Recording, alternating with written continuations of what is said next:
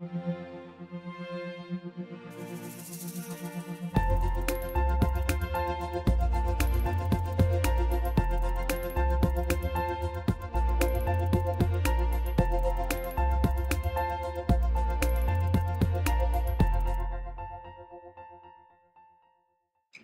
right. Thank you, Chris. I'm Congressman Alan Lowenthal, and I represent the 47th Congressional District in California, which is Southern California. It probably is one of the most, if not the most, diverse district in the United States. It has the largest single communities, or communities of the Latino communities. They are the largest community. Then comes the Anglo community, which is slightly less. Then we have the largest Cambodian, Vietnamese community, Vietnamese and Cambodian communities in the country, and a significant African American community. Very large LGBT community. So it really reflects the diversity of this nation, and I'm honored to represent that district. As I just mentioned, in the diversity, many of my constituents, as I say, the largest group in the community is Latino. Many of them have roots in Central America, Mexico, and also South America. So thank you all for coming today. It's a great honor for me to be able to introduce our panel speakers. We have 3 lawyers and a medical doctor from Latin America, all of them very respected human rights advocates. It's good to see everyone, especially Claudia Pazzi Paz. Claudia and I worked together on an Aspen Institute project, and where we worked together in Panama. Same thing with Eric also, and I grouped all together on this.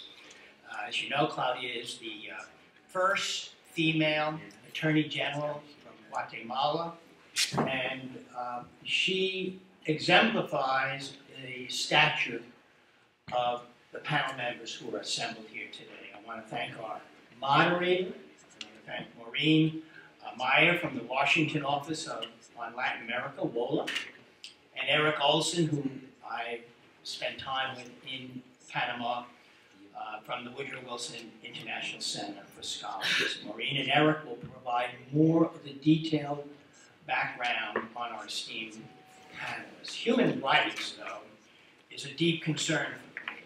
With so much of the world in turmoil today, we need to spend even more we need to have even greater attention and transparency on human rights in the nations of the world, especially when that transparency, or even when that transparency, maybe it's a better way, leads to disquieting revelations.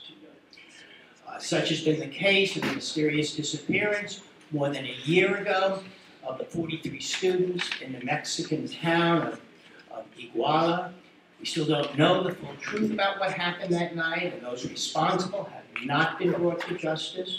However, we would know even less if it were not for the meticulous, professional, and courageous work of the group of independent criminal justice and human rights experts that are gathered here today. These seasoned prosecutors, defense lawyers, medical doctors, and investigators were appointed by the Inter-American Commission on Human Rights at the request of the families of the 43 students, their legal representatives, and the Mexican government. Over 6 months, they conducted painstaking reviews of the government's investigation, including dozens of interviews, and a careful reading they went through of the government's massive case file. They produced a 500-page report that identified major flaws in the government's investigation of the case. More importantly, they have recommended lines of investigation that must be pursued as the case moves forward. International human rights organizations, including WOLA and the Woodrow Wilson Center, received the report, with much attention and acclaim, and the release was widely reported in the press, including in the United States and Mexico. Unfortunately, while this case is particularly horrifying, it is not isolated. It is not alone. Forced disappearances, torture, and extrajudicial executions are disturbingly prevalent in Mexico. The Mexican government has estimated that more than 25,000 persons have disappeared since 2007. Reaching a satisfying or a satisfactory resolution in this case is only the first step in addressing Mexico's human rights crisis. I hope that this case draws greater attention to the bigger and larger problem of impunity and how to improve the human rights situations over the long term. As I indicated, throughout my career, I've worked hard to ensure that human rights is at the very heart of U.S. foreign policy, whether it's in Vietnam, in Mexico, or in other countries. Mexico is our close neighbor, is a friend, and we need to continue to support the government of Mexico. At the same time, close friends are able to talk to each other frankly and honestly. That is why I led a coalition of 81 members of Congress in sending a letter to Secretary Kerry on July 2nd, 2015, this year. In that letter, we expressed our concerns about this case and the broader issue it raises. We sent a clear message that the United States Congress is paying attention to human rights issues in Mexico. We haven't forgotten about the 43, and we want to help Mexico improve human rights over the long term, not just in this specific case. Congress is also working closely with the executive branch to encourage this progress on human rights. This cooperation was vividly illustrated earlier this week when the State Department, following congressional guidelines for providing U.S. assistance to Mexico, redirected to other countries approximately $5.5 million in security assistance after the State Department determined it was unable to certify that Mexico had made sufficient progress in protecting human rights. I would be remiss not to acknowledge, though, the government of Mexico's positive actions to support the independent investigation and Mexico's commitment to use the independent report to further its own investigative efforts. Since assuming her position last February, Mexico's Attorney General, Aurelia Gomez-Gonzalez, has played a positive role in furthering the investigation.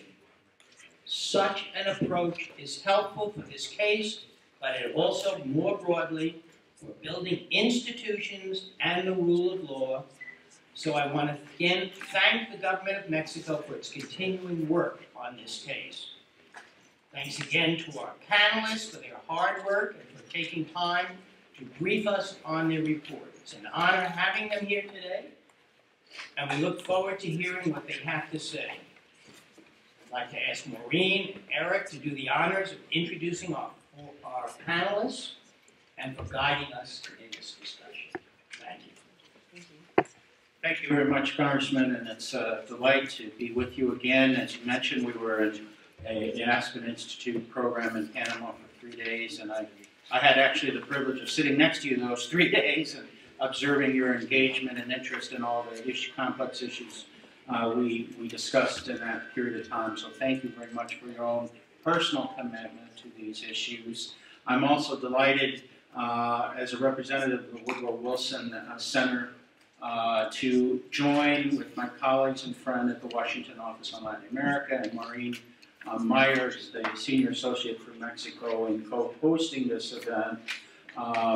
WOLA is a very well-known human rights organization that's been working here in D.C. for the last 40-plus years. I even worked there for a period of time, so I have a great deal of fondness for WOLA and its work. Maureen will end our session today with a series of comments around U.S. assistance to Mexico and some recommendations for U.S. policy. So we'll hear from her in a bit. The Woodrow Wilson Center is a nonpartisan think tank. It's our nation's memorial to President Woodrow Wilson, and so we are delighted to co-sponsor this session today. I'm the Associate Director for Latin America program, and we look forward to the discussion. We're not necessarily a human rights organization in the way that WOLA is, but there's no question that we believe human rights, respect for the rule of law, justice, and transparency are at the very core of building strong democracies in Latin America, and so hence our interest in this issue. Today at 2 o'clock at the Wilson Center, we will be hosting 3 Government of Mexico representatives who have also been very much involved in this case and are here this week for the hearings at the Inter-American Commission, and they will be talking about the government's perspective on this very, very troubling case. So you're all invited. There were, I think, maybe flyers outside. The Wilson Center is at Federal Triangle, just 2 metro stops away. Please come and join us for that discussion as well. As we've mentioned already, this case that stems from the 26th and 27th of September totally and fundamentally shook the Mexican people, Mexican society, because of its really horrific nature.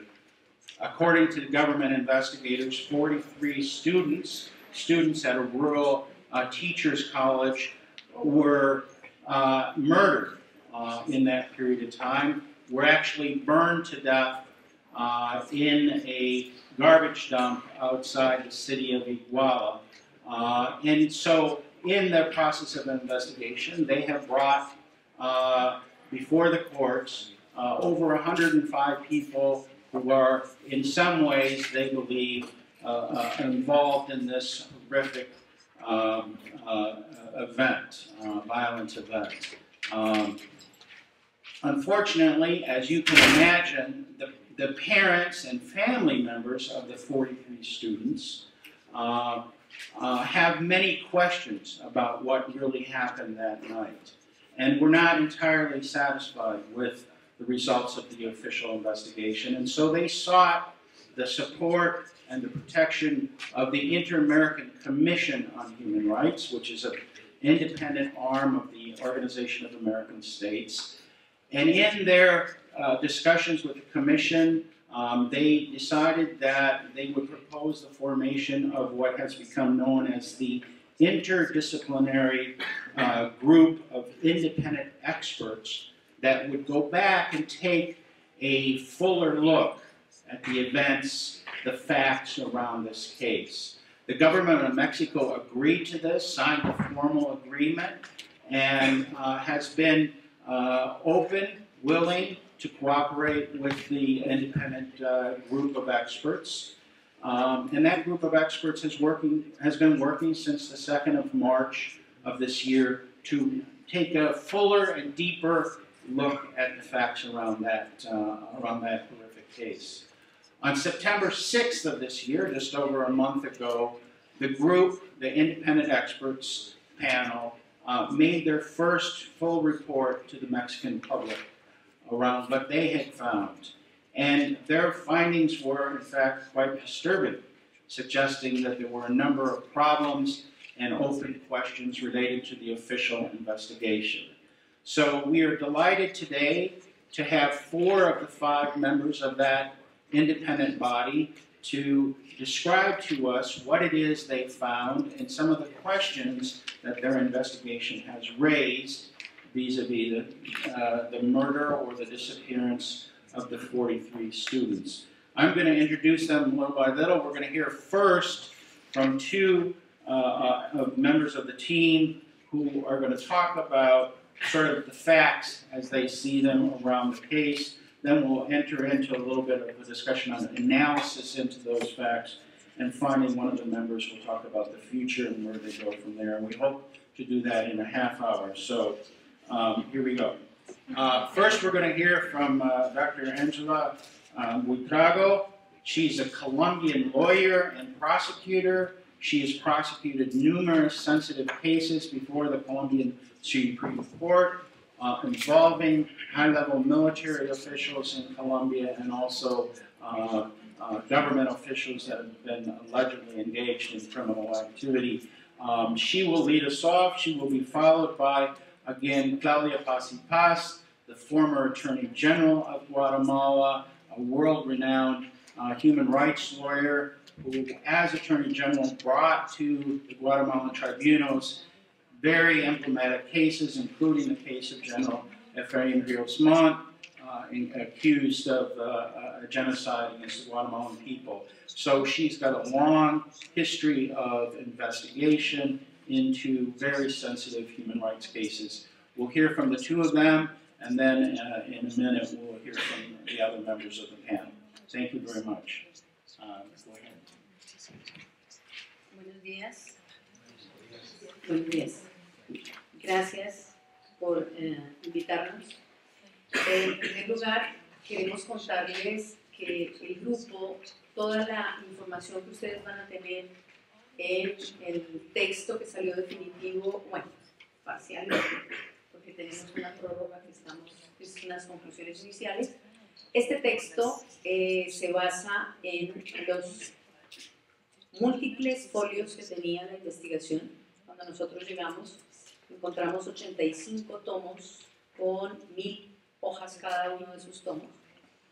La labor consiste en estudiar primero esa investigación judicial y posteriormente realizar nuestro propio levantamiento de información.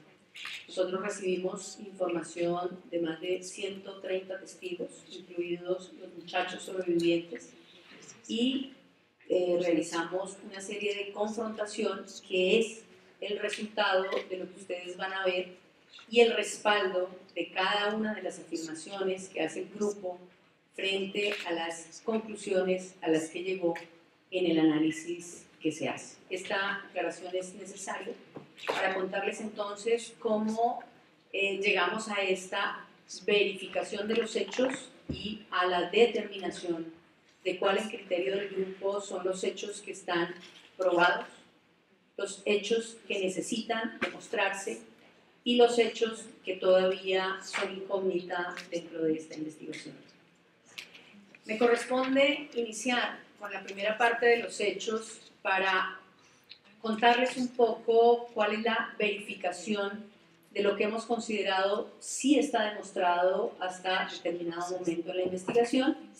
E iniciamos con una pequeña referencia al tema de la existencia de una normal, que es una escuela de educación con formación para profesores en México, que fue creada en 1926 y que tiene que ver con la normal Isidro Burgos de Ayotzinapa, que queda efectivamente en el municipio guerrerense de Tixla. El primer punto que hay que señalar aquí es que son muchachos que entran a partir de los 18 años a estudiar y el grupo que termina siendo víctima de la desaparición son los muchachos de primer año entre 18 y 21 años de edad. Esta normal Isidro Burgos, como muchas de las normales en México, tiene ya una serie de procedimientos que realizan de manera habitual y que son conocidos por todas las autoridades desde hace muchos años. Y esto se refiere en particular a la toma de buses y al boteo, que es la petición de dinero para realizar sus propias actividades.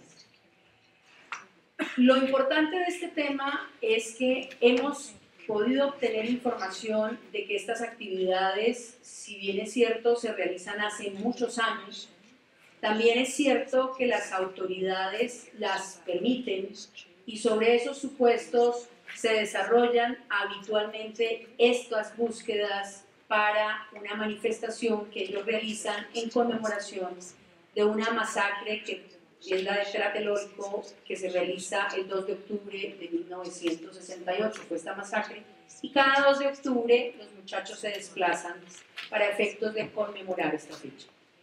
Estando en los preparativos para la conmemoración de esta fecha del 2 de octubre, los normalistas deciden realizar toma de buses y acciones de boteo que se llevan a cabo a partir del 21 de septiembre del 2014. En un punto habitual que ellos tienen de toma de buses, que es un estado cercano, que es Chilpancingo, y dos, cuando realizan la actividad en Chilpancingo, toman 2 buses iniciales y posteriormente el día 25 de septiembre y el día 26 de septiembre, que generan el desplazamiento, encuentran que hay policía federal que les impide la toma de buses para llevar a cabo, digamos, el número requerido de traslado de normalistas. Por esta razón, ellos llegan a Chilpancingo y al darse cuenta que hay policía federal el 26 de septiembre del 2014 a las 5:30 de la tarde, deciden, para cumplir su objetivo de la toma de buses, y desplazarse hacia el municipio de Iguala.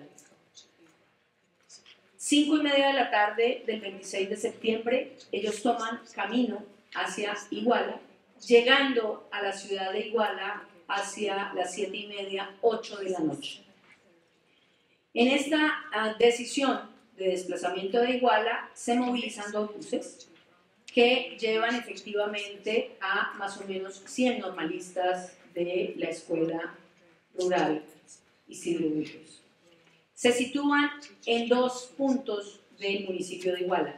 El primero, la caseta de ingreso a Iguala, que queda retirada del centro de Iguala, y una zona que se llama la zona del cura o el rancho del cura, que lleva a que ellos sigan haciendo sus actividades de boteo y además insistan en tomar otros buses para la conmemoración en México. Siendo las 8:30 de la noche, paran uno de los autobuses en el punto conocido como el rancho del cura y le solicitan al conductor que les permita llevarse el autobús, práctica habitual, para la escuela de Ayotzinapa. El conductor les dice que efectivamente les va a colaborar y sobre esos supuestos se dirige hacia ellos en el sentido de pedirles que por favor dejen las personas que vienen en el bus en la central de Iguala. Se acuerda con los muchachos desplazarse a la central de Iguala y efectivamente llegan a la central de Iguala. Esto que nos permite concluir categóricamente para el grupo. Los muchachos llegan de manera circunstancial a Iguala. Los muchachos no iban a interrumpir ninguna manifestación política, ni iban a terminar con el acto público de lo que se conoce como el informe de la presidenta del DIF, que era la esposa del presidente municipal, Abarca. Esa es una primera conclusión que nos ha permitido llegar sin ninguna duda a demostrar que esa primera versión no puede ser cierta y por lo tanto el grupo manifiesta que ha encontrado los elementos necesarios para determinar que la llegada de los muchachos es una llegada circunstancial. 2. En esa demostración encontramos igualmente que ellos llegan incluso después de que se presenta el informe y ya ha acabado todo el informe de la presidenta del DIF, que termina a las 7:30 de la noche. Es decir, los muchachos casi que ni siquiera habían llegado igual. En ese momento empezamos a encontrar que efectivamente los muchachos entran a la central de Iguala y el conductor del bus los encierra con llave en el bus, les cierra la puerta y los muchachos llaman a los compañeros que han quedado tanto en la entrada de Iguala como en el otro punto para que los ayuden a salir. Efectivamente, los otros 2 buses se desplazan a la central de Iguala. Llegan los otros compañeros en búsqueda de sus compañeros que han subido a ese bus y deciden en ese momento tomar otros 3 buses dentro de la central de Iguala. Ahí empezamos a ver cómo toda esta actividad está monitoreada desde las 5:30 de la tarde por las autoridades en su totalidad, a través de algo que va a explicar Claudia, y que es un mecanismo de control, pero que el conocimiento existía del desplazamiento de los muchachos en búsqueda de la toma de buses, el conocimiento de todas las autoridades desde las 5:30 de la tarde, y que eran muchachos de la normal de Ayotzinapa que iban a tomar los buses. Efectivamente, los muchachos ingresan a la terminal, toman 3 autobuses, 2 salen por una de las puertas de la central, denominada Vía Galeana, y otro bus sale por la puerta de atrás, denominada Vía Altamirano.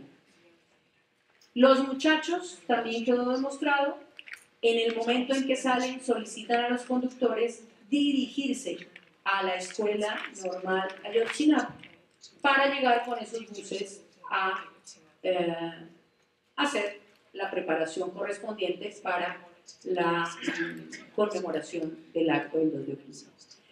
En ese momento, cuando salen de la terminal, salen 2 buses a las 9:16, entre 9:16 y 9:17 de la noche, y el otro bus sale a las 9:21 de la noche. Inmediatamente la policía llega al sitio. Ustedes podrán ver que se encontró por parte de la petición del FIEI un video en donde la policía llega con armas desenfundadas a enfrentar el tema de los muchachos de la normal, muchachos que iban desarmados y que simplemente toman piedras para poder reaccionar ante los ataques que después contará Claudia. Salen de la terminal rumbo a la normal y a continuación la policía hace presencia inmediatamente en el lugar de los hechos. Continúa entonces Claudia.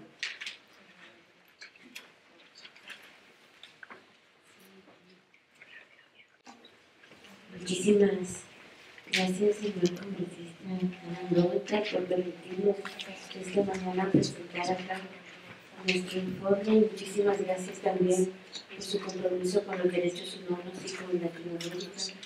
Gracias a Ola y a Luis Docente también por auspiciar esta actividad.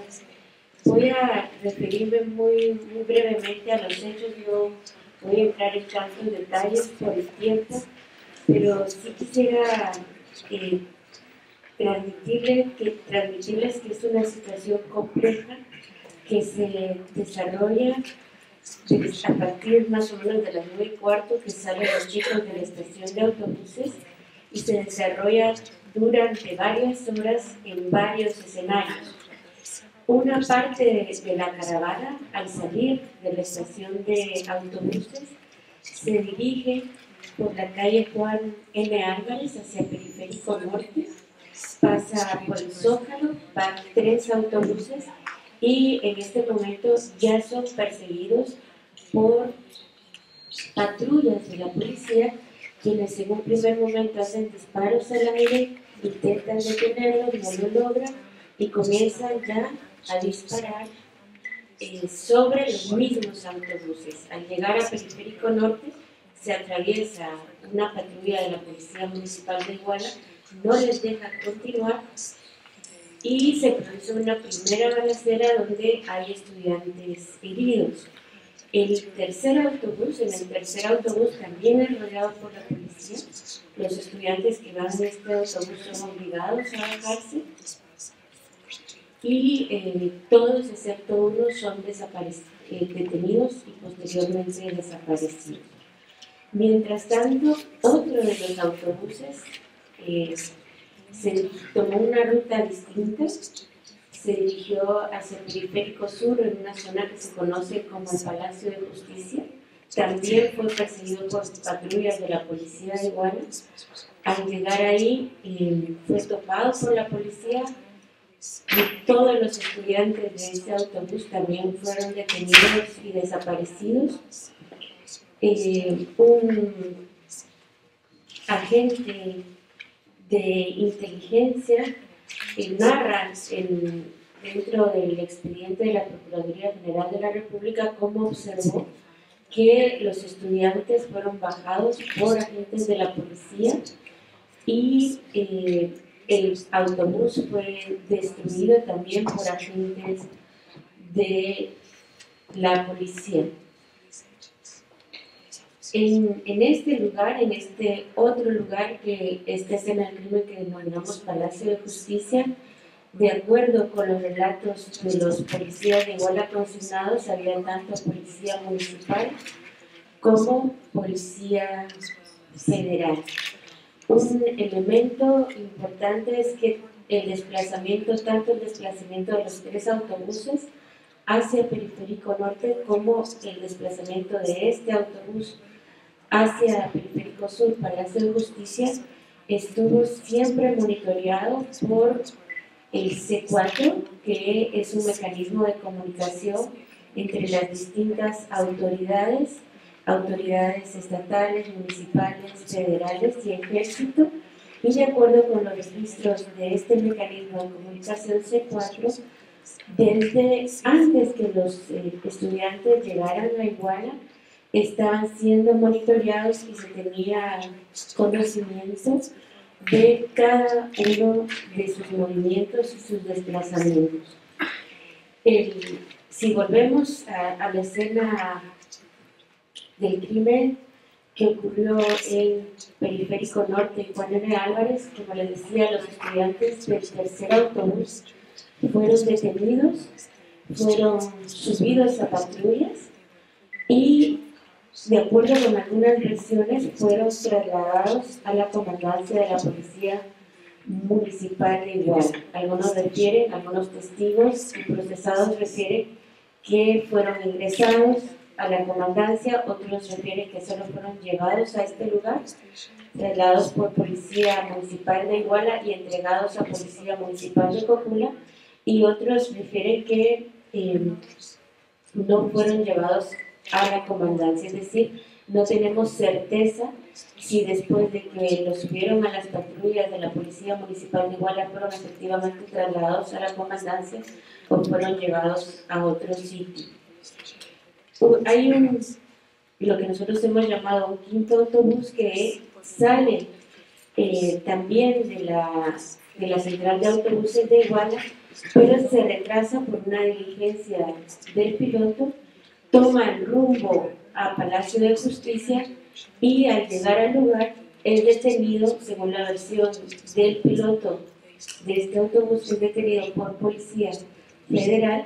Los estudiantes que iban en este autobús bajan, salen corriendo y luego este autobús es escoltado, de acuerdo con la versión del piloto, hacia afuera de Iguala. Este grupo de estudiantes se esconden en las montañas cercanas al Palacio de Justicia y luego son perseguidos por policía municipal y por policía ministerial. El otro escenario, si volvemos a Juan N. Álvarez, estoy hablando ya más o menos de medianoche, se organizó una rueda de prensa improvisada. Habían llegado otros estudiantes de la escuela a auxiliar a sus compañeros, habían maestros, y mientras que estaban dando declaraciones se produce una tercera balacera. En este momento son asesinados 2 estudiantes que no habían estado en los primeros eventos, que habían ido a auxiliar a sus compañeros, y hay un tercer estudiante que es desaparecido, Julio César Mondragón. Como les decía, muy brevemente por el tiempo, ocurren 2 hechos más de violencia esta noche. Un autobús donde iban integrantes del equipo de fútbol de los Avispones que pasa por la zona del Palacio de Justicia en dirección a Chilpancingo, es también rodeado por policías. El autobús, le disparan a este autobús, muere uno de los integrantes del equipo de fútbol, el piloto del autobús muere también una pasajera de un taxi que iba detrás de este autobús del equipo de fútbol, los Avispones, y otro taxista que se conducía por ese lugar es alcanzado también por las balas y tiene personas heridas. Este estudiante, Julio César Mondragón, que desapareció en el momento que ocurre la balacera, en la conferencia de prensa, apareció al día siguiente y según el informe forense tuvo golpes antes de que fuera asesinado, los golpes que le ocasionaron las muertes, y también presentaba heridas post-mortem. Thank you.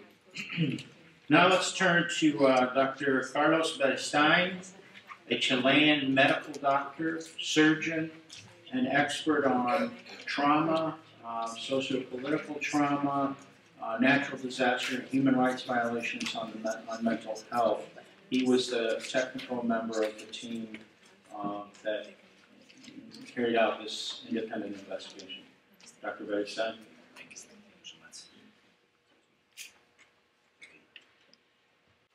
Suman los agradecimientos a los organizadores sobre la posibilidad de hacer una presentación del informe Ayotzinapa. Quiero decir primero que voy a hacer un pequeño análisis de los hechos que ya han sido señalados. En el informe no van a encontrar muchas valoraciones, ¿no? No es un informe que califique muchas cosas, describe muchas cosas y hace un análisis de todos esos acontecimientos que han sido señalados ya anteriormente. Pero también quiero decir que hay una parte del informe que es probablemente la parte que menos se ha leído, ¿no? Que es la parte que habla de la experiencia de las víctimas, ¿no? De la experiencia de los familiares. Y nosotros consideramos desde el primer momento que llegamos al país, la segunda cosa que hicimos fue dirigirnos inmediatamente a Ayotzinapa y tener una reunión con los padres y madres, porque queríamos presentarnos y queríamos escucharles, ¿no? Los familiares nos dijeron, cada uno de los familiares que habló esa tarde nos dijo: ustedes son nuestra última esperanza y tenemos la confianza en ustedes. Y creo que nada de lo que hemos hecho se hubiera podido hacer sin esa confianza. Esa confianza con los padres y esa confianza con los estudiantes nos ha dado la oportunidad de poder mantener una continuidad en la acción y también tener acceso a información y a las diligencias. En muchos países son los propios familiares los que conocen bien los casos, los que han hecho un trabajo de búsqueda, los que se han confrontado con esas consecuencias. Y también creemos que entender la experiencia de las víctimas es fundamental para cumplir cualquier investigación en derechos humanos que tenga que ver con desaparición forzada. En este caso, los familiares han tenido que enfrentar las consecuencias de la pérdida masiva, brutal, llevada a cabo esa noche con la desaparición de sus hijos, pero también han tenido que enfrentar las consecuencias de las verdades transmitidas de una forma pública poco consistentes o que se han demostrado que no son ciertas durante mucho tiempo, y han tenido que escuchar también muchas formas de desprecio o estigmatización hacia los familiares y hacia las víctimas. Y consideramos que es un elemento central para esta investigación y para cualquier otra en México, para poder hacer las cosas de otra manera, entender y acercarse a esta experiencia de los familiares. Si hago un resumen de los puntos clave de la investigación, ¿no? Voy a centrarme en 6 o 7 puntos que han sido los clave para nosotros, ¿no? En forma de resumen. Bueno, uno es que estamos hablando de un ataque masivo e indiscriminado, ¿no? Estamos hablando de 180 víctimas directas, no solamente estamos hablando de 43 desaparecidos, estamos hablando de 6 personas ejecutadas extrajudicialmente, asesinadas, 80 víctimas de atentados a la vida, que fueron perseguidas durante la noche, durante varias horas, ¿no? Y que sobrevivieron a ellas, y más cerca de 700 familiares afectados por todas esas consecuencias. De este nivel de acción estamos hablando, ¿no? También nos hemos enfrentado a un nivel de agresión. Si uno mira la historia que ha sido contada ahora, lo que vemos es un aumento progresivo de la agresión. La agresión empieza a las 9:15 de la noche, 9:20 de la noche, con disparos al aire y termina con la ejecución de Julio César Mondragón, hasta lo que sabemos, en medio de torturas durante esa noche, y con el escenario de la detención y la desaparición de los normalistas. Uno se pregunta por qué ese nivel de agresión contra los normalistas, ¿no? ¿Qué es lo que explica esto? Cuando uno conoce esa historia y queda conmocionado, cuando sabemos que los normalistas no iban armados, no boicotearon ningún acto político, no atacaron a la población. Y es importante señalar estas cosas, ¿por qué? Porque estas son cosas que se han dicho sobre el caso, ¿no? Y todavía se siguen diciendo en diferentes medios. Y consideramos que aclarar las cuestiones básicas sobre lo que pasó esa noche es una contribución muy importante, porque la desaparición termina generando una confusión, no solamente sobre el destino de las personas, también sobre los propios hechos. Poner claridad sobre esos hechos es una cuestión determinante para la investigación. En un contexto en el que también hemos encontrado un enorme nivel de miedo. Para nosotros también ha sido difícil investigar, porque nos hemos encontrado con testigos que no quieren hablar, con condiciones de control todavía por parte de los perpetradores o sus organizaciones en el medio local, por las consecuencias traumáticas de ese impacto que todavía se siguen produciendo, y consideramos que eso es parte de lo que ayuda a entender y la necesidad de protección de los testigos. La historia que hemos escuchado nos muestra que al menos hay 9 ataques directos en una noche con disparos de armas de fuego en diferentes escenarios de una población, tanto del centro de la ciudad como de las afueras de la ciudad. En ese escenario al menos participan 15 patrullas de 2 policías, la policía de Iguala y policía de Cojura. Y la acción se desarrolla durante un tiempo de unas 4 o 5 horas, ¿no? Depende de cuando uno pudiera dar, no tenemos la fecha, el momento fijo en el que apareció el cuerpo de Julio César Mondragón, el cuerpo del muchacho que apareció sin rostro, que ustedes habrán conocido las imágenes, apareció sin rostro y fue torturado y asesinado, pero entre que se empiezan los primeros disparos a las 9:20, 9:30 de la noche y aproximadamente a las 2 de la mañana, en que presumimos que fue asesinado Julio César Mondragón, pasan entre 4 y 5 horas en el que se van dando sucesivos eventos de violencia masiva contra los normalistas. Como también se señaló, un elemento muy importante para nosotros es el nivel de conocimiento que tenían las autoridades a partir de este instrumento que se conoce como el C4, esta forma de coordinación de la información. Sabemos que desde antes de que llegaran los normalistas, cuando se estaban dando los hechos y posteriormente, hay un nivel de coordinación de la información. Y esta información llega a la Policía Municipal, a la Policía Estatal, a la Policía Federal y al Ejército Mexicano. Todo eso nos llevó además a investigar los reportes del C4, los documentos que están en el expediente.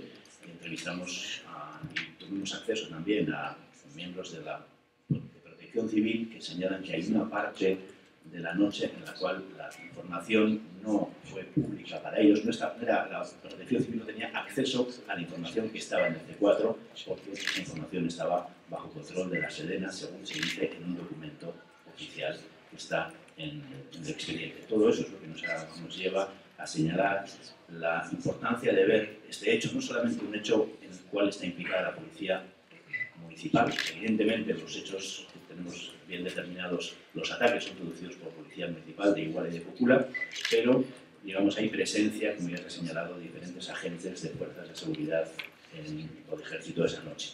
Y hay al menos en 3 tipos de situaciones. En las situaciones de vigilancia previa, hay información de los normalistas desde antes de llegar a las inmediaciones de Iguala y antes de llegar a esa estación de buses, hay información previa sobre eso.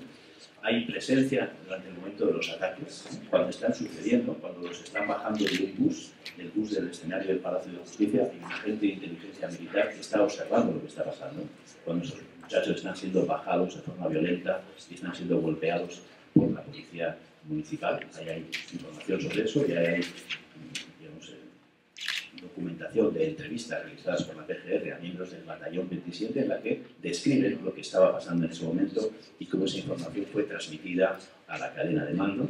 Y hay presencia también en escenarios posteriores, ¿no? Hay un lugar en el que se refugian un grupo de normalistas del segundo ataque que describió Claudia en la calle Juan N. Álvarez, que se van a una clínica para atender a uno de los heridos en las barcas, que queda con una grave herida en la mandíbula, y ahí llega una presencia de la patrulla, de 2 patrullas del ejército. Hay visita del ejército a Barandilla y a la comisaría no sabemos qué pasó allá, pero sobre la verificación de la información después de que tenían conocimiento de que los normalistas habían sido ya detenidos, hacen una visita a la comisaría. Y hay otros elementos que para nosotros son claves que se necesitan aclarar y tener mayor información. También tuvimos conocimiento y mostramos a partir de toda esta información y de otras relativas a declaraciones, especialmente de uno de los pilotos de uno de los buses de donde se desaparecieron los normalistas, que ese piloto fue llevado por una patrulla de la policía estatal, no municipal, estatal, y fue llevado a un lugar en el que se le presentó delante de un señor, de un hombre vestido de civil, aparentemente quien coordinaba por lo menos una parte del operativo, que al principio dijo hagan con él lo que saben lo que tienen que hacer, y que después dijo déjenlo libre. La investigación sobre estas circunstancias todavía no se ha hecho y consideramos que son unas muestras de un nivel de ataque y un nivel de coordinación de la acción que sobrepasa un ataque indiscriminado sin más. Dos elementos últimos fueron claves en nuestra investigación. Como ya se señaló, tener claridad de los hechos nos ha ayudado a tener claridad también de los móviles. ¿Por qué pasó eso? Encontramos en las declaraciones de los normalistas sobrevivientes, ese quinto bus del que se habló, que salió por la parte de atrás, y el cual fueron bajados los normalistas, nos entrevistamos a esos normalistas, contrastamos sus versiones, era una historia totalmente coherente. Esa historia se vio refrendada por el haber accedido al vídeo de la estación de buses, donde se ve salir ese bus, ¿no? Cuando fuimos al expediente, nunca ese bus no existía en el expediente. Y había una discrepancia entre lo que los muchachos nos habían contado, entre el vídeo que sí vimos y lo que estaba realmente en el expediente de este autobús, ¿no? Cuando preguntamos a la PGR, necesitamos la declaración de este chofer del bus. Este chofer señaló una historia que no tenía nada que ver con lo que nos habían contado los normalistas. Esa historia que ya contó Claudia, que ese bus salió de la ciudad, llegó a ese sitio que se llama el Palacio de Justicia y allí fueron bajados. No, la historia era que ese bus no había salido prácticamente de la calle inmediata a la salida por la parte de atrás, y eso contrastaba totalmente con los normalistas. Nos preguntamos por qué, ¿no?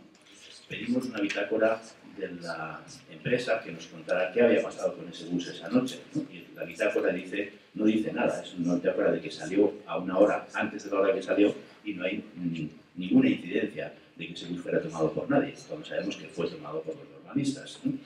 Cuando estábamos a punto de terminar el informe, antes de eso pedimos hacer una inspección de los buses y encontramos que el bus que se nos presentó como el bus que había salido esa noche no se parecía en varios elementos al bus que aparecía en el vídeo. Pedimos un peritaje sobre eso para ver si era solamente nuestra visión y que las imágenes no eran muy nítidas sobre ese bus o si había elementos diferenciales importantes a considerar como técnico. Y ese peritaje señala que muy probablemente ese bus no es el mismo. No lo puedes determinar con certeza por la calidad de la imagen, pero hay elementos significativos muy distintos. Y al final de nuestro trabajo encontramos un manuscrito del chofer de ese bus que, a diferencia de la declaración oficial que está en el expediente, ese manuscrito cuenta la historia que cuentan los normalistas. O sea, es la misma versión de los normalistas, que estaba escrita, datada de la fecha 26 de septiembre del año 2014. Todos esos elementos nos llevan a sospechar que ahí hay cosas que se han ocultado, se han omitido, son absolutamente contradictorias y no encontramos otra explicación más que este bus tenga que ver con el nivel de agresión sufrido por los normalistas.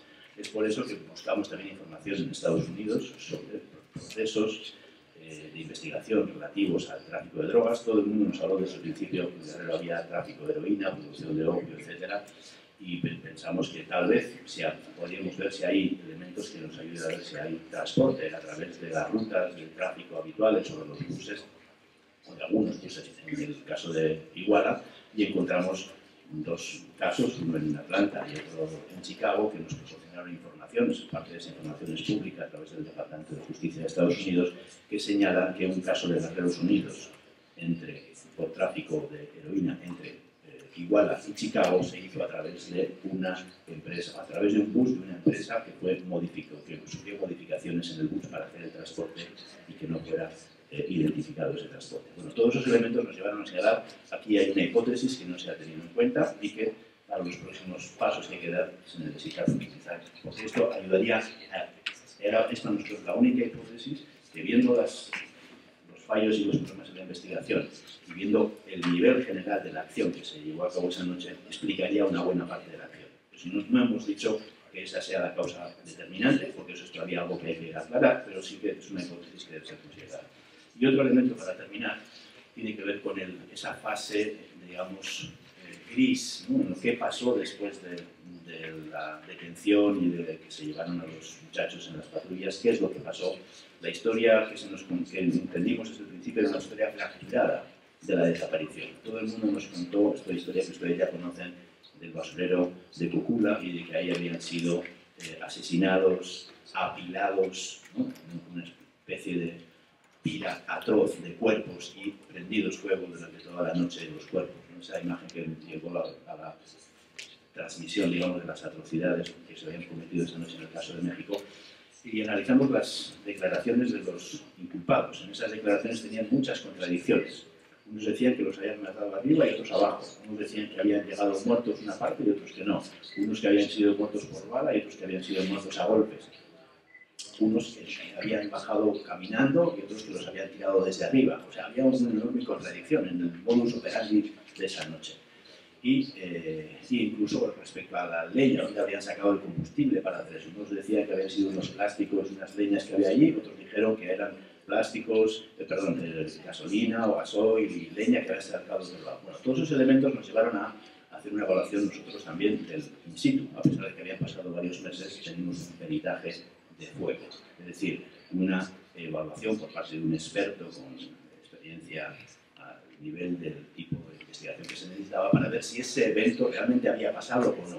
Entonces ese doctor Torero, es un experto en fuego de la Universidad de Queensland en Australia, evaluó, digamos, las condiciones tanto de las declaraciones de los inculpados como las condiciones del basurero, como la prueba científica recogida, entrevistó a los peritos de la propia PGR y del equipo argentino de antropología forense e hizo sus propios cálculos y análisis físicos y matemáticos sobre las posibilidades de que esta acción se hubiera desarrollado y terminó con las 3 conclusiones que muestra ese informe, que fueron asumidas por el GIEI, obviamente.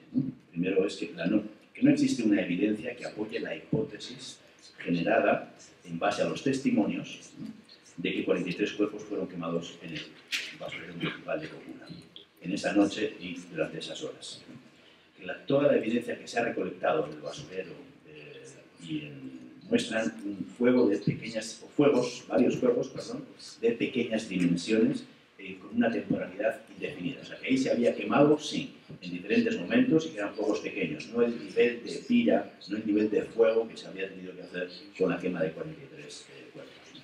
Y que la evidencia recolectada de la vegetación, las condiciones del basurero, la evidencia del fuego, muestra que el mínimo incendio, ¿no? Porque en esto los cálculos que hizo el doctor Torero fueron muy conservadores, digamos, en la peor de las condiciones, en la más favorable a la hipótesis, digamos, oficial de lo que ahí habría pasado, hizo los cálculos y señaló que el mínimo incendio necesario para la cremación de estos cuerpos no pudo haberse dado en el basurero de Cocuna, no dadas las condiciones de la calle. En base a todo ello, nosotros señalamos que esto muestra, digamos, la inconsistencia en base a pruebas científicas de testimonios recogidos en el expediente y que habían sido una parte fundamental de una parte de la versión de la historia y que consideramos que esto necesitaba un replanteamiento entonces del destino de los familiares y qué había pasado a partir de esa fase gris. Nosotros no hemos dicho cuál es el destino de los normalistas, no lo sabemos, pero sí hemos señalado que esas cosas, que eso no pasó. Y hay que tener cuidado en los últimos tiempos porque hemos escuchado en México la aparición de una quinta versión, ¿no? Que no todos los normalistas habrían sido quemados allá, pero que habrían sido quemados con un grupo de 17 normalistas. No hay ninguna evidencia en el expediente que hable de eso, ¿no? Y consideramos que hay que ser muy cuidadosos en el manejo de la información de los próximos pasos para que la investigación dé resultados definitivos y esto ayude a aclarar lo sucedido con los normalistas y ayude también con una metodología de investigación para los casos de desaparición forzada en el país. Gracias.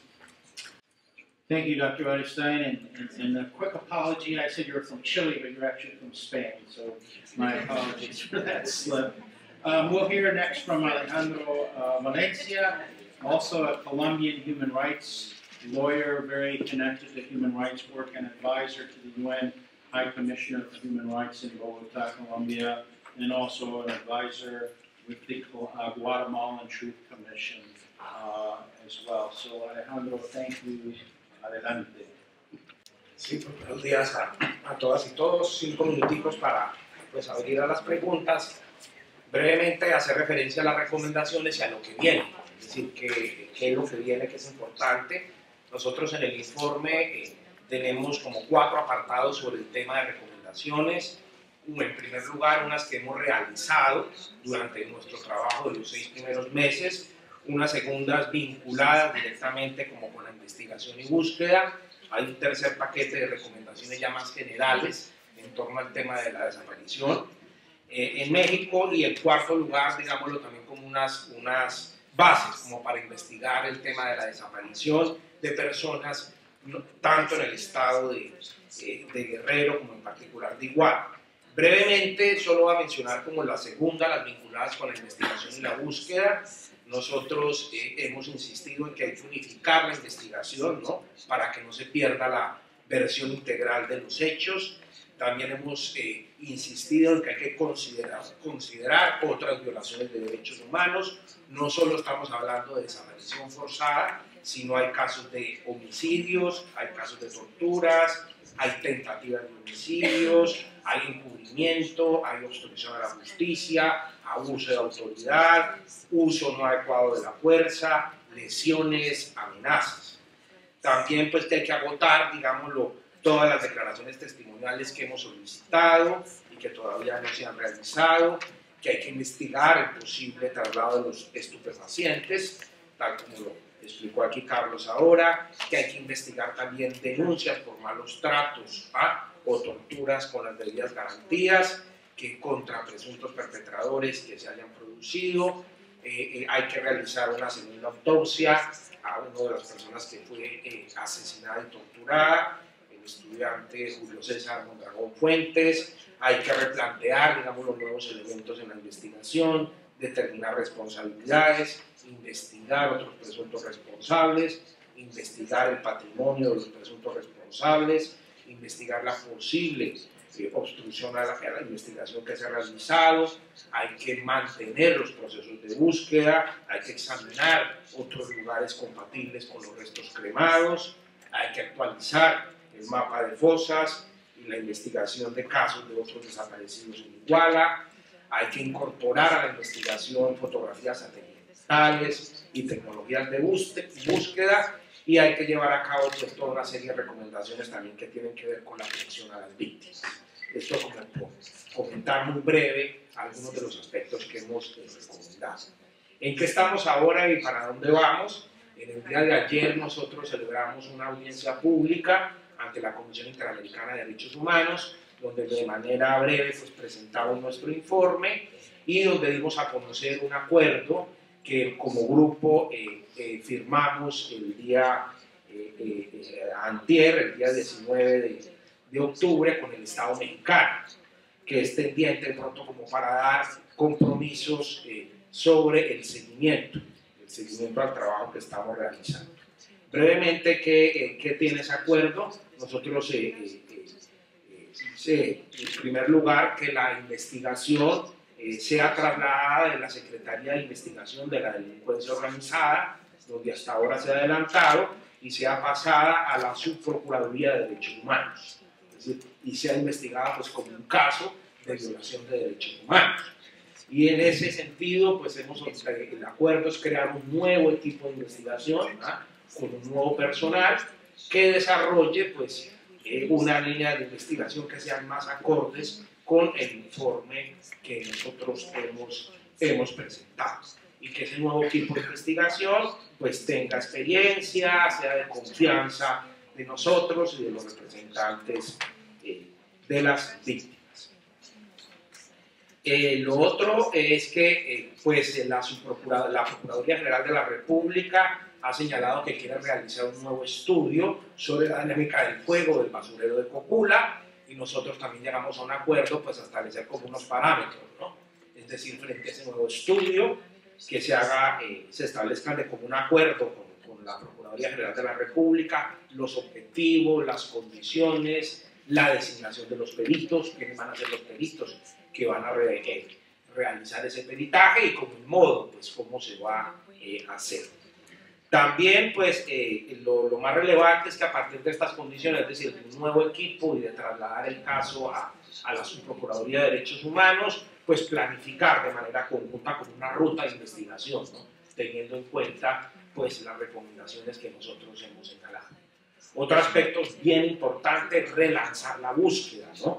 La búsqueda de los normalistas desaparecidos, pues con una estrategia que esté basada sobre todo en la investigación y en los resultados que hemos señalado en nuestro informe, incluyendo el uso de tecnología, mapas de fosas, otros lugares identificados, pues estableciendo eso de común acuerdo también pues, con los familiares. También hemos pedido pues, que todo lo que acordemos se formalice mediante unas minutas, una cosa como mucho más formal, para pues dejar claridad, ¿no?, sobre los compromisos del Estado en estos aspectos. También que pues todos los pasos subsiguientes en cuanto a la atención a las víctimas sean acordados de común acuerdo con nosotros y también pues con los representantes de las víctimas, con los familiares.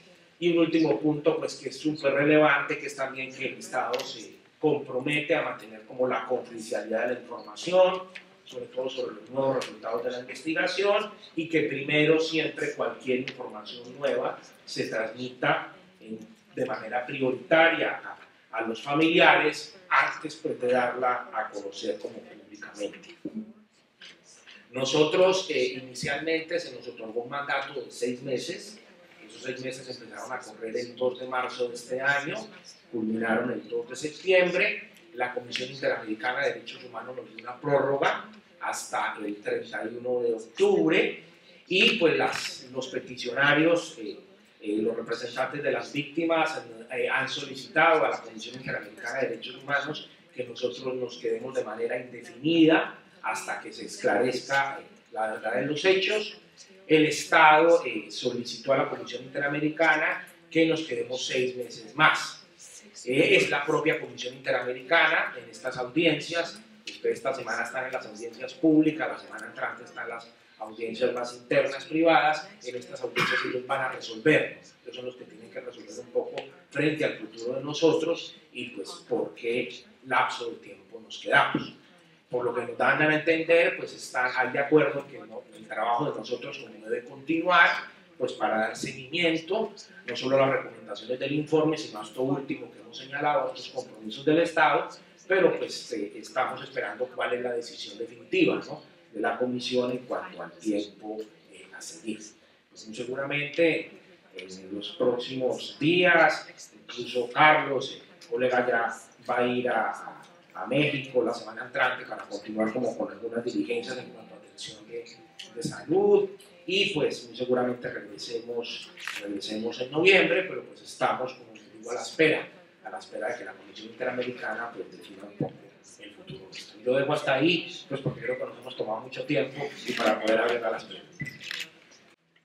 Thank you, Alejandro. So, bottom line, the independent panel didn't solve the mystery of the 43 students, but what they discovered was a number of inconsistencies in the official version and technical problems, and have recommended and begun to discuss additional further investigation into the case. And one of the important things now is the recommendation that this be treated not simply as a criminal act, but a human rights violation in which state agents were directly involved with either the disappearance or the murder of the students and other people associated, which is a very significant step.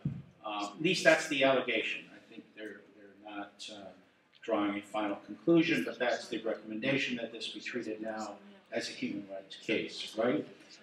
So before we have some questions, I wanted to give opportunity to Maureen Meyer, Senior Associate from Mexico at the Washington Office on Latin America, to make a few comments about U.S. policy and U.S. assistance to Mexico.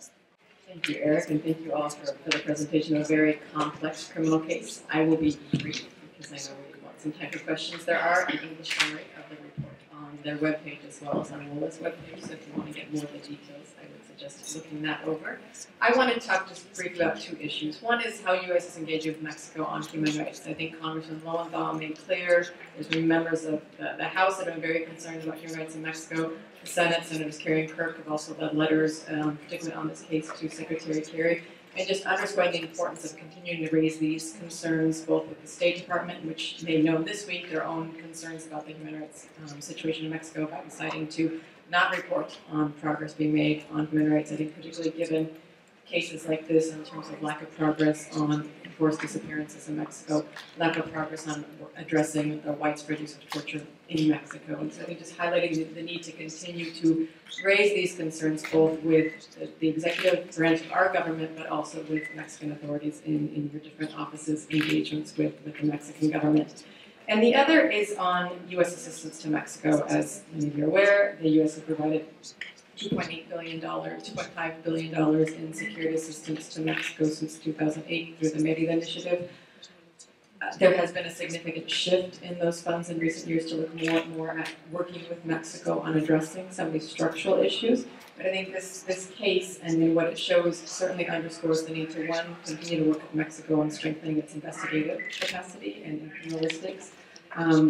I think the work of the experts shows that a lot of what's in their investigation is drawn from the Mexican government's own investigation, but they also found in that key evidence was lost, misplaced, destroyed, not processed right. They had dispersion of case files on multiple jurisdictions in Mexico, which made it very difficult to fully analyze the case and look at what would be the possible lines of investigation, and also made it very difficult for access to the accused, both for the experts as well as for the people that were representing them. Two, concerns about independent investigations in Mexico, both in terms of independence of forensics in Mexico and the fact that in this case, as they've just presented, the version of the government about the student's final whereabouts does not seem to be based on scientific evidence. So certainly concerns on how do you keep working with Mexico both on strengthening the capacity, but also raising these concerns about judicial independence in Mexico. And I think on that, particularly at the state level, in a state like Guerrero, you really don't have the capacity to address these problems at any level. And so certainly as the U.S. evolves its cooperation, not just looking at the federal government in Mexico, but how do you work with the states in addressing disappearances in criminal investigations. Many of you may know that in the Iguala area, after the students disappeared, they have found over 60 mass graves with 129 other bodies in it. So it's certainly a broad problem that requires a lot more capacity building in Mexico. And the other is looking at policing. And the U.S. has engaged more and more with Mexico on police professionalization and technological capacity. But I think this case shows that unless you have really strong controls over your police forces, you're only going to go so far in terms of how they respond to situations. This case clearly is an example of at least two police forces being in collusion with criminal groups. I will say that in the case of Iguala, 75% of that police force had actually passed the national vetting exams. That the U.S. has actually also supported this control de confianza, the vetting process. Several of the police who are detained in the case and accused had also passed their exams, and so I think it shows again that regular vetting is important, but you really need to have units within police forces and work to strengthen internal affairs units to have that day-to-day capacity to really investigate allegations of corruption, wrongdoing, human rights violations, and not just focus on every 2 or 3 years background checks of your police forces. So I think I will leave it at that because of respectful time. I want to thank you all for coming. Thank the Wilson Center for co-sponsoring with us, and certainly thank Congressman Rosenthal and his staff for helping put this together. Okay, we have a total of 16 minutes. So we'd like to take some questions. Please identify yourself. A young woman here, Rich Downey in the back. Why don't you go ahead first? Go ahead. Stand up and shout your questions so we can hear. My name is Jenny Ristau, and my question is that we've heard a little bit about the Mérida Initiative or Plan Mexico, and that the United States has provided a lot of intelligence equipment and also training as well as arms, which until recently. And so I wanted to ask you all if you all have investigated the U.S.'s role in the Ayotzinapa case, since this is exemplary of the, 25,000 disappearances and 100,000 extrajudicial killings. Those are estimated numbers in Mexico. Great, thank you.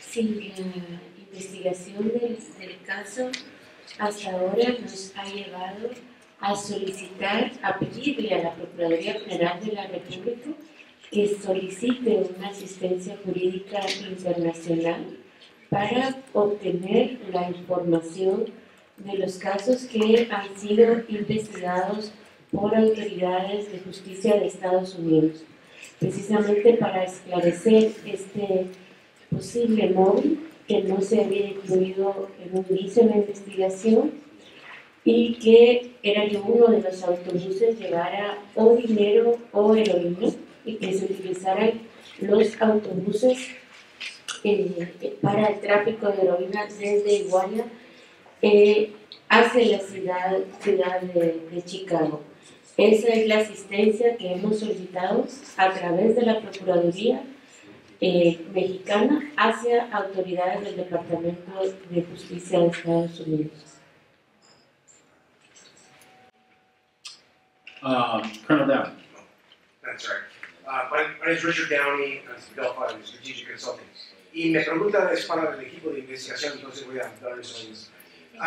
Y muchas gracias por su clara explicación de la investigación. Entiendo perfectamente que ustedes, después de esa investigación tan sistemática, han encontrado inconsistencias con la versión oficial de lo que había pasado. Y otras versiones, como usted había dicho, que el incendio no pudo haber sido del tamaño para destruir esos cuerpos, 43 cuerpos. Y no estoy tratando de decir o preguntar si ustedes pueden especular, pero después de esa situación, después de ese análisis, ustedes han identificado varios cursos de acción de qué pudo haber pasado a esos 43 si no pudieron haber sido encendidos. Usted puede decir cuáles son esas posibilidades.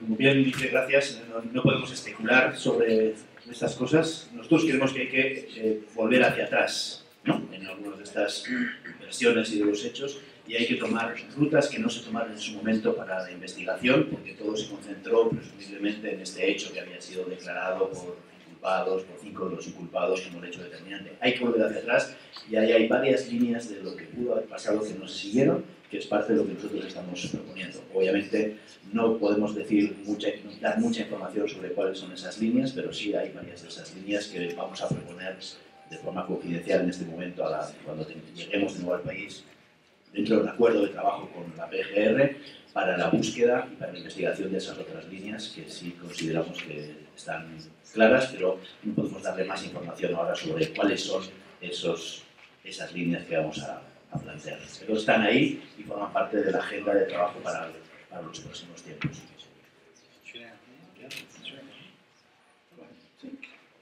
Una cosa que sería importante contar también es que el grupo encontró que había por lo menos 5 versiones, de las cuales solo una de ellas había sido indagada por la PGR. Y por lo tanto las otras 4 pues no habían sido ni profundizadas ni verificadas. Y eso es lo que recomienda también el grupo que se debe hacer, porque cuando hay una multiplicidad de hipótesis, todas tienen que ser analizadas. Great. Couple more questions? Yes, right behind the camera then. Soy Tania Espinosa. Quisiera preguntarles si hay algún motivo que ustedes encuentren más allá de la normalidad que hay por parte del ejército en no permitir que avance la investigación dentro de las Fuerzas Armadas. Hay una resistencia que es normal, no es el único caso en el que existe, es como si en México el ejército no quiera cooperar en asuntos que tengan que ver con violación a los derechos humanos, ¿no? Pero y es normal que siempre hay un debate en el país sobre dónde deben ser juzgados, etc., ¿no? Pero más allá de eso, encuentran que esta reticencia se deba a otra cosa.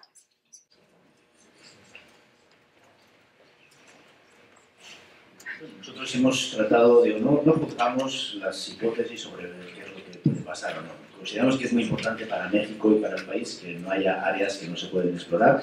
Consideramos que hay que diferenciar, ¿no? Porque a veces se ha difundido públicamente que nosotros queremos investigar porque acusamos. Nosotros no queremos investigar porque acusamos. Nosotros queremos investigar para tener información, y en el informe que hemos presentado y en la documentación que hemos presentado hay bastante evidencia de informaciones que consideramos que tienen miembros del batallón 27 que estuvieron esa noche en diferentes escenarios, y queremos recoger esa información de forma directa, contrastarla, poder preguntar, poder avanzar, porque eso nos va a ayudar tanto para la investigación del caso como para la búsqueda de los desaparecidos, que es urgente para los familiares y para el país.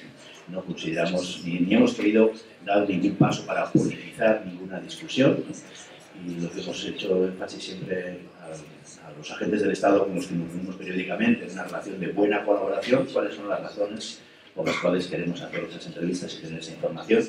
En nuestro informe ahora hay evidencias de cuáles son parte de esas informaciones que nosotros necesitamos, y esperamos que haya una respuesta positiva todavía para ello, ¿no? En ese momento estamos y vamos a ver en esta nueva fase cuál es el acceso que podemos tener a las diferentes fuentes de información que estamos solicitando. Well, there's a question back there, but I just wanted to just point out, if I understood your report, however, there is basis to want to question local military officials because they were present at the C4. The C4 is this coordinating center between law enforcement and the military, and you know, or it's a fact, that they were present, and there are other indications that they observed the facts that day. Is that correct?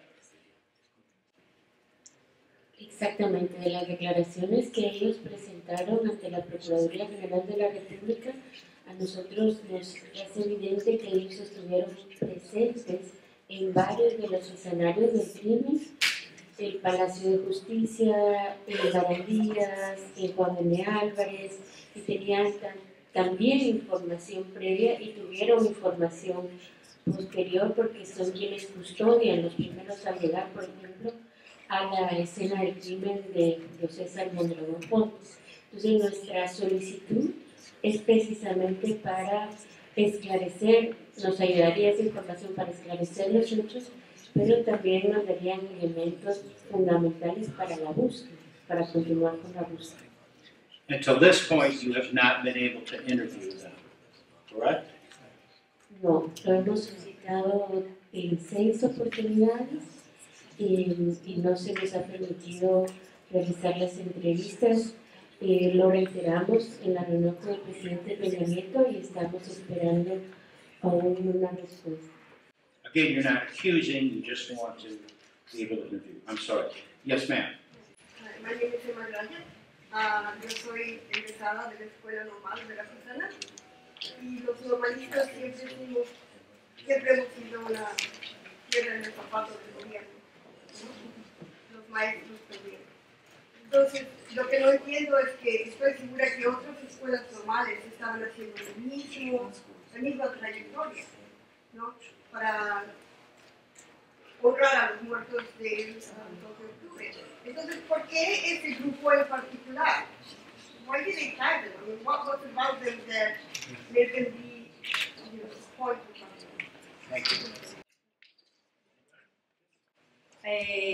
Es muy importante esa pregunta porque hay que precisar que la normal de Ayotzinapa o la normal Isidro Burgos fue escogida en una reunión previa con todas las normales para hacer los preparativos para la manifestación del 2 de octubre.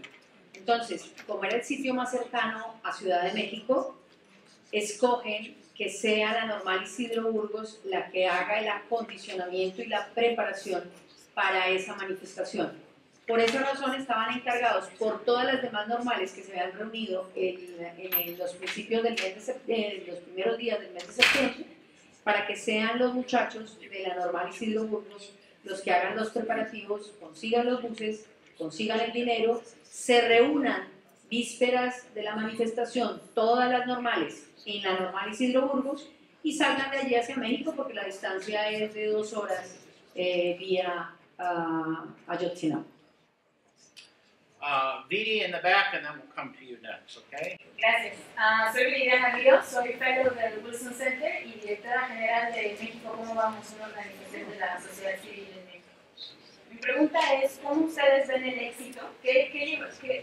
¿En qué momento ustedes considerarían que su acción investigación y que sus actividades han llegado y culminado en el éxito, y si estas acciones tienen que ver con la prosecución de los militares, ¿existen o no los canales legales en México para permitirnos este tipo de acciones? Pues nosotros quedaríamos satisfechos si encontramos los muchachos. Bueno, Saber qué pasó con los muchachos. Es decir, el sentido de nosotros es esclarecer los hechos y saber el paradero de los muchachos. Ese es el sentido del trabajo nuestro, digamos, no tiene otro más. Y lo obvio, y nos preocupamos mucho también en todo este proceso, es acompañar a los familiares. Acompañar a los familiares, y ese es como el sentido. Y que obviamente después la investigación siga su curso. Pero es decir, nosotros no estamos obsesionados, es decir, por el número de personas que hay que juzgar, por cuáles son los perpetradores que hay que condenar. Nuestra obsesión son los muchachos y acompañar a los familiares. Okay, we have a question here. ¿Qué tal? Mi nombre es Estefanía, soy estudiante de maestría en la Universidad de Georgetown. Quería referirme al comentario del doctor Beristain sobre la importancia de tener en consideración la versión de las víctimas y por lo tanto también asistirlas, ¿no? Y creo que el caso de Ayotzinapa es un caso emblemático que una vez más demuestra que si bien las legislaciones están ahí, como la Ley General de Víctimas que se promulgó en el 2012, hay fuertes lagunas en su implementación, ¿no?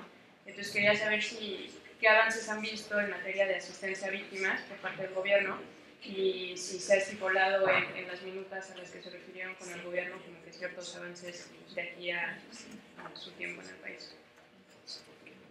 Gracias.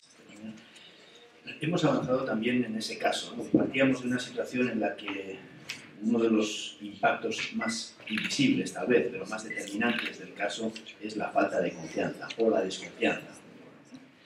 La desconfianza de las víctimas en el Estado, incluso también, no solamente respecto a las instituciones encargadas de la investigación, sino también respecto a las instituciones encargadas de la asistencia. Desde el primer momento tratamos de tomar contacto con estas instituciones para entender qué es lo que habían tratado de hacer y valorar esa distancia y esa desconfianza, proponer pasos para ir superando la desconfianza. Eso no se va a hacer de un día para otro, pero sí insistimos al Estado que hay que dar muestras, hay que dar pasos concretos que generen la credibilidad, ¿no? Porque eso es lo que va a llevar a un proceso progresivo en el que esa atención se pueda hacer de forma adecuada.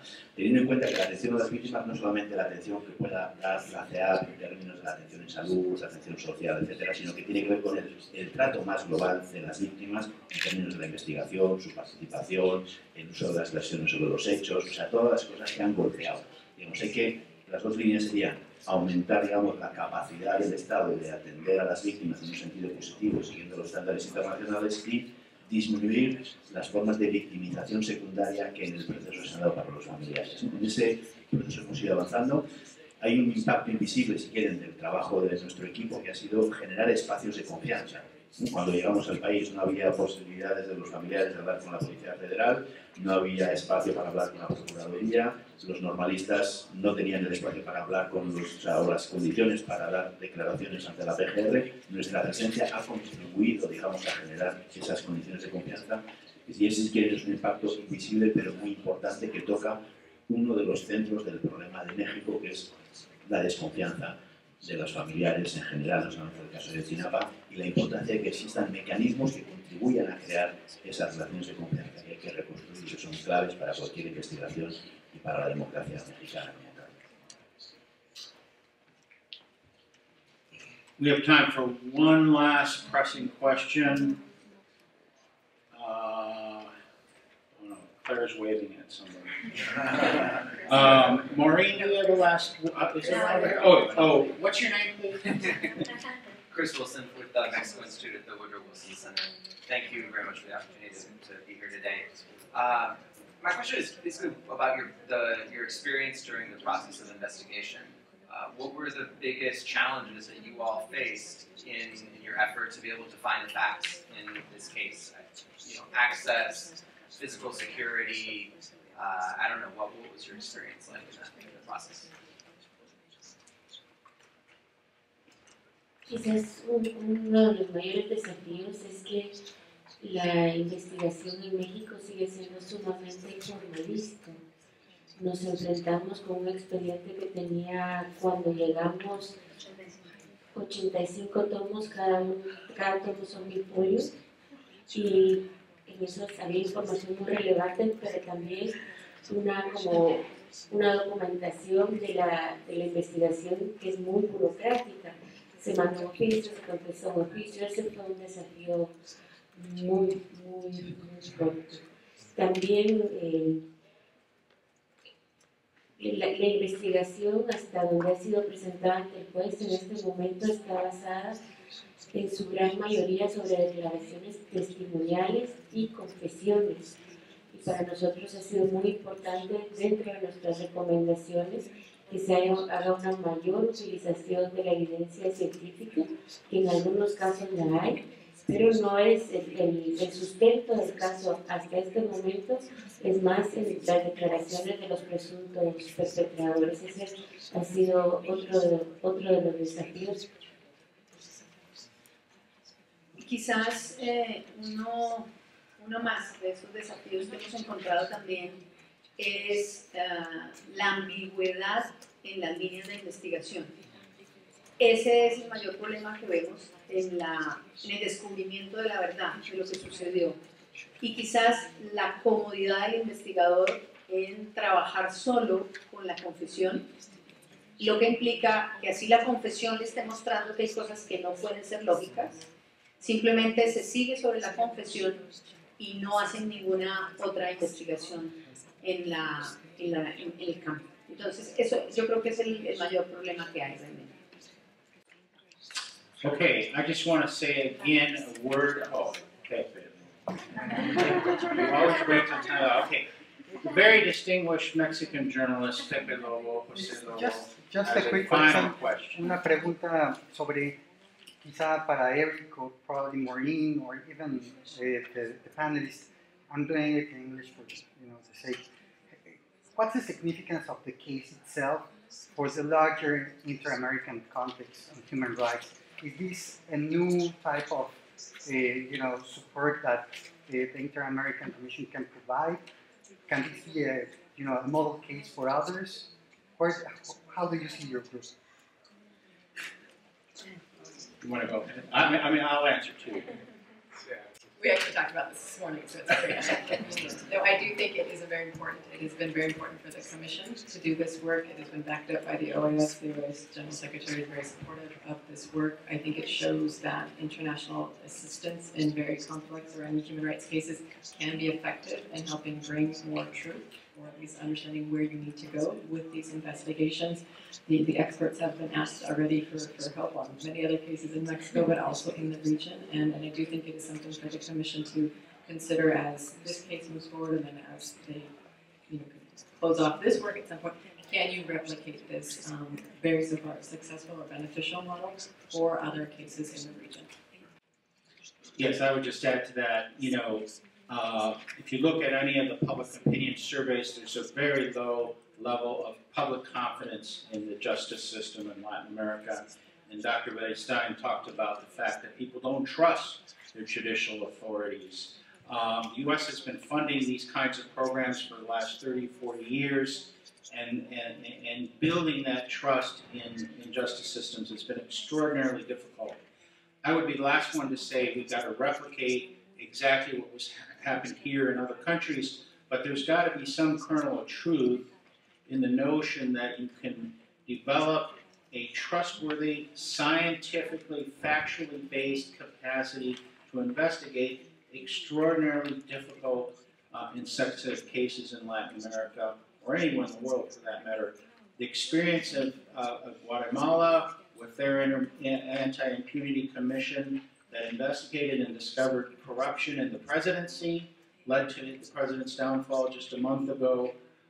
These are examples of the ability to overcome the lack of confidence and build trust in these public institutions. The role of the international community in that is vital. I don't think the international community can solve all these problems on its own, but when you put an emphasis on, again, objective, scientifically, factually based investigation, I think there's a lot that can happen that's positive, and people will trust it. People will believe in it when it's not viewed as just a political manipulation. And so I think you're exactly right, that there are some hopeful things that we need to discuss and think about going forward in the Americas. I want to give a chance for Chris, if he has any parting words. Thank you again to your boss for his generosity and showing up. So thank you. Yeah, thank you, especially to our panelists for sharing your findings and reactions and responding to the questions, and also to Eric and Maureen for providing the setup and moderating. And thank you all for coming, because I think this is a very important issue. I know that Congressman Lowenthal has been very seized of it, and will continue to take a strong interest in promoting human rights. Hopefully the panelists might have a few minutes to stick around, and if you have any other questions, and thank you all for coming again.